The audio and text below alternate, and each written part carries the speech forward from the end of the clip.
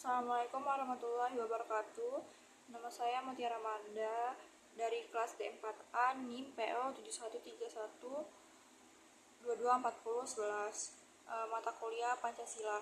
Di sini saya akan menjelaskan analisis yang sudah saya rangkum mengenai berita-berita atau kasus yang ada di Indonesia. Ada beberapa kasus, yaitu yang pertama, kebijakan yang pertama menghubungkan antara DPR sebesar 48 miliar untuk gorden dengan nilai-nilai Pancasila bisa memberikan perspektif terkait prinsip-prinsip dasar negara yang seharusnya menjadi pedoman dalam pengambilan kebijakan publik.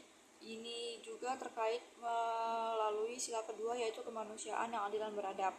Alokasi anggaran sebesar 48 miliar untuk gorden dapat dianggap tidak adil bagi sebagian masyarakat, terutama mengingat adanya kebutuhan lain yang lebih penting seperti pendidikan, kesehatan, dan pengentasan kemiskinan. Nah, dalam konteks kemanusiaan yang beradab, seharusnya pengambilan kebijakan mempertimbangkan dampak terhadap kesejahteraan seluruh rakyat, terutama mereka yang berada di lapisan ekonomi bawah. Nah, untuk kasus yang kedua, yaitu pemberian remisi kepada ribuan narapidana pada HUT RI ke-78 ini, dari perspektif Pancasila dapat dihubungkan dengan nilai-nilai kemanusiaan yang adil beradab. Sila kedua dengan sila kelima, yaitu keadilan sosial. Dalam konteks ini, pemerintah memberikan kesempatan bagi narapidana yang menunjukkan perubahan perilaku positif untuk kembali ke masyarakat dengan lebih baik. Program pembinaan yang mendasari pemberian remisi juga sejalan dengan prinsip rehabilitas yang menghormati hak asasi manusia. Namun, kritik bisa muncul terutama terkait dengan koruptor yang juga mendapatkan remisi. Beberapa masyarakat mungkin melihat ini bertentangan dengan prinsip keadilan, terutama jika pelaku kejahatan serius seperti korupsi bisa bebas lebih cepat. Nah, untuk kebijakan yang ketiga, kasus yang ketiga, ini Jokowi membagikan BLT El Nino sebesar 400.000.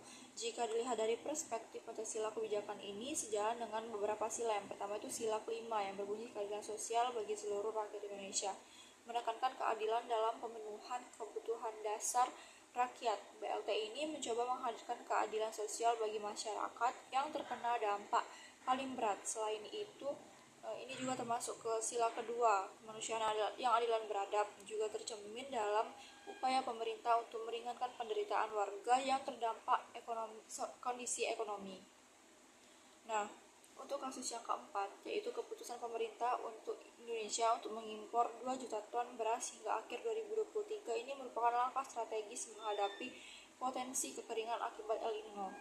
Impor ini diperlukan untuk menjaga cadangan beras nasional dan mengantisipasi kelangkaan pasokan, khususnya jika produksi dalam negeri terganggu. Nah, dari perspektif Pancasilanya ini dapat dipandang sesuai dengan sila kelima, keadilan sosial bagi seluruh rakyat Indonesia, karena bertujuan menjaga stabilitas pangan dan mencegah krisis bagi seluruh rakyat, terutama kelompok rentan. Yang kelima ini ada kasus, yaitu kebijakan tentang Omnibus Law Cipta Kerja yang disahkan pada tahun 2020. Nah, ini bertujuan untuk menyederhanakan peraturan investasi dan menciptakan lebih banyak lapangan kerja di Indonesia. Dari perspektif Pancasila ada beberapa sisi positif dan tantangan. Ini termasuk sesuai dengan sila kelima, keadilan sosial bagi seluruh rakyat Indonesia. Omnibus Law berupaya meningkatkan kesejahteraan dengan menarik lebih banyak investasi dan membuka lapangan kerja. Namun, kritik muncul terkait potensi pengurangan hak-hak buruh dan perlindungan lingkungan yang bisa dianggap bertentangan dengan sila kedua, kemanusiaan yang adil dan beradab. Nah, yang menurutku ini kebijakan berpotensi sesuai dengan Pancasila jika diimbangi dengan perlindungan yang kuat bagi buruh dan lingkungan. Untuk yang kasus terakhir ini ada kebijakan kasus pembelian 24 unit pesawat tempur F-15EX dari Amerika Serikat oleh Menteri Pertahanan Prabowo Subianto. Dari perspektif Pancasilanya, keputusan ini bisa dilihat dari bentuk perwujudan sila ketiga, yaitu Persatuan Indonesia, karena memperkuat pertahanan negara yang penting untuk menjaga kedaulatan nasional. Sementara itu, dari sisi sila kedua, kemanusiaan yang adil beradab, Modernisasi pertahanan seperti ini dapat dilihat sebagai langkah yang perlu diambil untuk menjaga perdamaian dan mencegah ancaman dari luar, sehingga keamanan negara bisa lebih terjamin. Sekian analisis keenam kasus ini menurut saya, Mutiara Amanda. Terima kasih. Wassalamualaikum warahmatullahi wabarakatuh.